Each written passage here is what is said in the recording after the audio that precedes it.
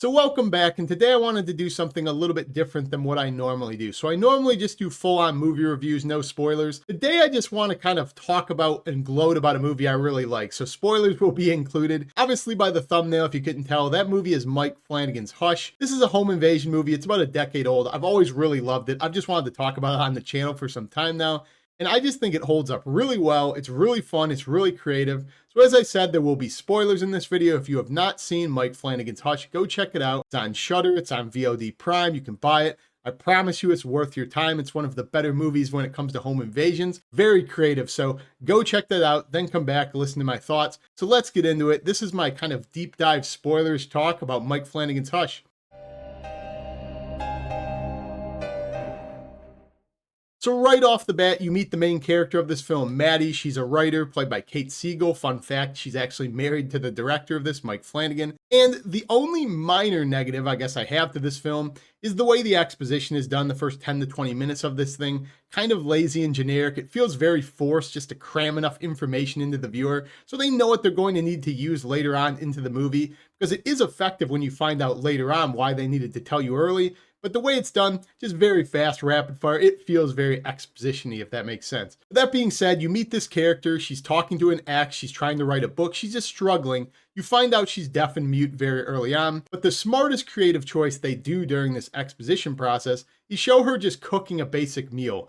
And it keeps contrasting sound of what it would be like as a normal person hearing it and what she's like as a deaf and a mute person not able to hear any of it. And it's a very basic, simple task, just cooking. But it highlights to you what a disadvantage she's going to be at eventually when it comes to this home invasion because of just how weird it is to do everyday tasks not being able to hear anything. Even basic sounds, something is like a smoke detector. These things that we take for granted, she doesn't have any of these things. And she also has these things in place that are kind of tools that she uses to overcome her weakness. But it just sets the groundwork in place for everything we're going to need to know going into the movie. And I think it's a really smart and creative choice to highlight that sound contrast that they're going to keep going back to. And it's one of my favorite parts of this film. So shortly after the exposition you're introduced to, Maddie's up late one night trying to finish working on her book's ending. She's cleaning the dishes, just doing basic mundane tasks once again. The neighbor you met during the exposition phase of the movie is getting killed by somebody right outside her door. Again, a very cool contrast to how weird it would be to be in this situation. She's banging on the door, she's trying to make noise, but unluckily for her, Maddie cannot hear any of it. So you're introduced to this killer who's going to go about doing this home invasion,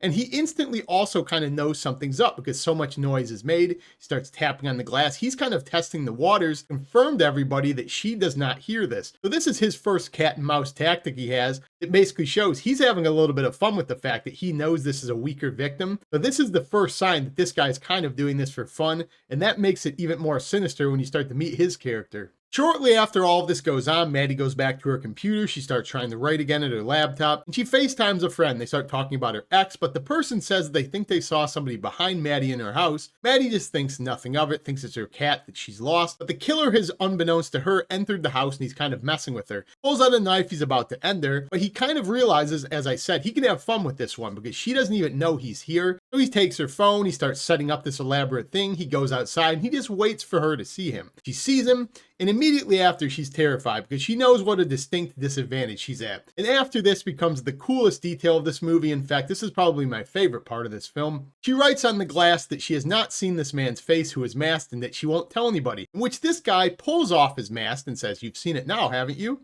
Illustrating to all of us that this guy is an absolute psychopath. He is doing this for fun.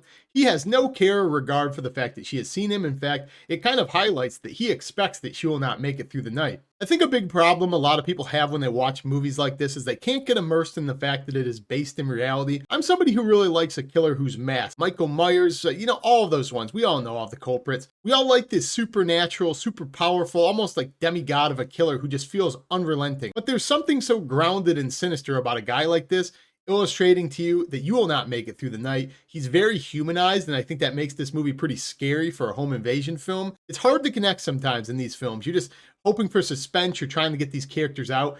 This movie, it really feels like this is a character you want to root for, and this is a very humanized version of a killer you could actually encounter, as opposed to those supernatural ones that we all love so much. So shortly after this, the killer comes back and confirms with Maddie that she can read his lips. He kills the power, then he comes back and basically taunts her and says he can get in the house and end this whenever he wants. He's just having fun. So you're rooting for this very empathetic character who's at a clear disadvantage in Maddie being mute and deaf, and I cannot think of anything more terrifying than being home invaded, but you cannot hear anything. You have no idea if this guy's in the house. You have no idea if he's behind you. It's just the most unwinnable situation, but you have a very smart and empathetic protagonist, so spending this time rooting for this character is pretty enjoyable. Sometimes the problem with these films is the protagonist you're trying to root for is just an idiot, or they just do dumb decisions. Her character is both very likable because of the clear disadvantage she's at. She's also pretty smart. She's not perfect, but you know, you never know what you would do unless you were in that scenario. For most of the time she's presented with a problem, she thinks her way through it in a reasonable enough way, whereas the viewer, you can go, I guess that makes sense. I guess I can get behind what she's trying to do. Because her character is constantly adapting and trying to overcome, especially given her disadvantage. And I think that makes the payoff so much more worth it. I was watching this with somebody, and the way they worded this, I thought was pretty funny and accurate. She was watching this guy agonizing and tormenting this girl. The movie's going on, it keeps escalating. And the person I was watching this with literally said, and I quote, I cannot wait until she kills this guy. This guy is such an asshole. And that's the perfect way to describe this. You're watching this guy agonizing her, taunting her, messing with her, just stalking his prey. And you as the viewer cannot help but root for this character and just wait for her to get her comeuppance. And that's something that a lot of these movies miss out on, especially home invasion movies. Another movie that does this really well, in my opinion, is You're Next. But this movie is one of the better examples of a character you just cannot wait for her to get her revenge. Another thing a lot of movies like this sometimes struggle with, but I don't really think it's the case with Hush, sometimes having too few characters. There's really only two main characters, Maddie and the guy coming after her. It gets boring and repetitive because you don't have any kills on screen, you don't have a way to create tension or suspense. This movie's pretty creative because you find out the guy who took off his mask has a crossbow, he's kind of stalking her outside, things keep progressing. And you're watching it from the perspective of him just taunting her and her genuinely trying to work her way through this. She has a very creative way of doing this. She has an inner monologue in her head she describes as being her mom's voice. And she's constantly kind of evaluating things in the same way she writes books and she's trying to think of an ending. Tried that once. There's not a lot of room to maneuver. He figures out you're there. He figures out I'm there.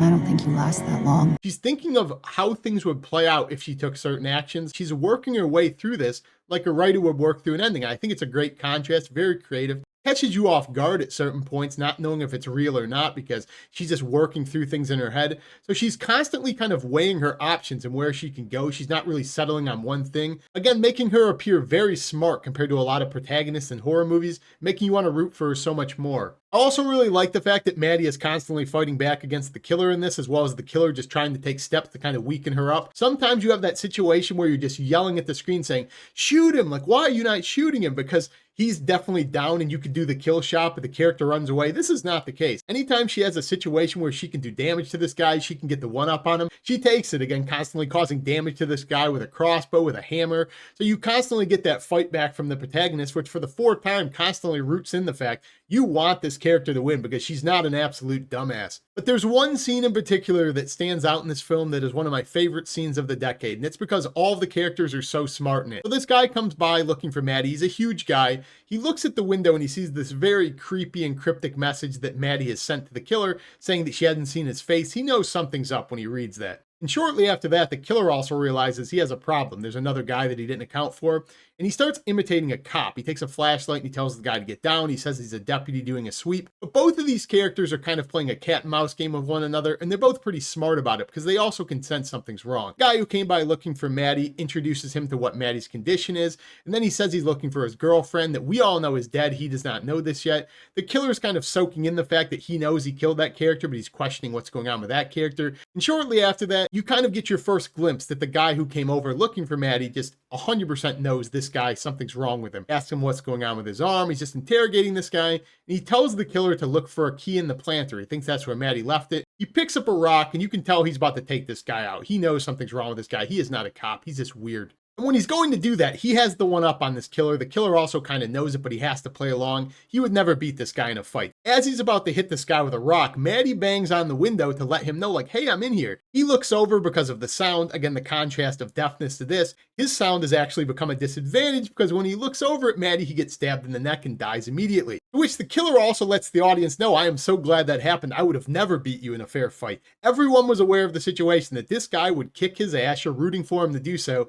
But because of the disadvantage he actually had because of sound, highlighting again that Maddie, to some extent, would have never suffered from this situation, he goes down, and I think it's a genius scene. And the killer reiterates again, I would have never won that fight squarely, because everybody knows if not for this lucky break he had, Maddie would have got out of it, but not the case. Right after Maddie witnesses her friend to go down, she immediately realizes she has to fight back with this guy. Her arc is complete. She has to kill this guy. There's no other way out of it. She's ran through the scenarios in her head. She's thought about it all. She's confirmed she now hates this guy. She has to fight back. She's basically taunting this guy, writing, come inside, do it, coward, on the door. She's antagonizing this guy. She's almost become the predator and he's become the prey. She realizes this is what has to be done. A very satisfying conclusion arc to her character. When he comes inside and it's about to end, he realizes he has to enter, he has to kill her, this has to end now. But because of her limitation, she can kind of sense and feel vibrations that a normal person wouldn't. She uses all of this to fight back. She wasp sprays him in the eyes. She uses this strobe light, this giant, super loud alarm that would disorient a person like you or me, but not so much her.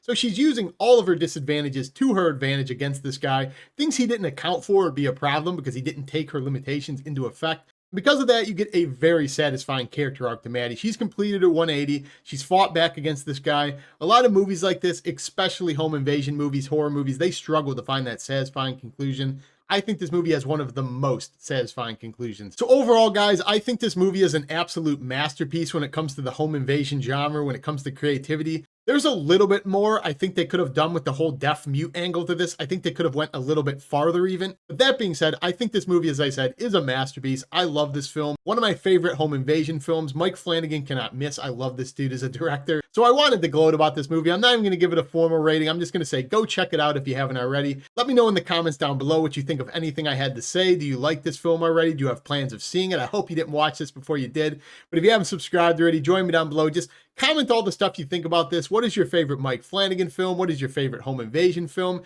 you think this film is as good as I think it is? Do you think it's overrated? I just want to know all of it down below. I love talking movies with you guys. I'll talk to you in the next one. Peace.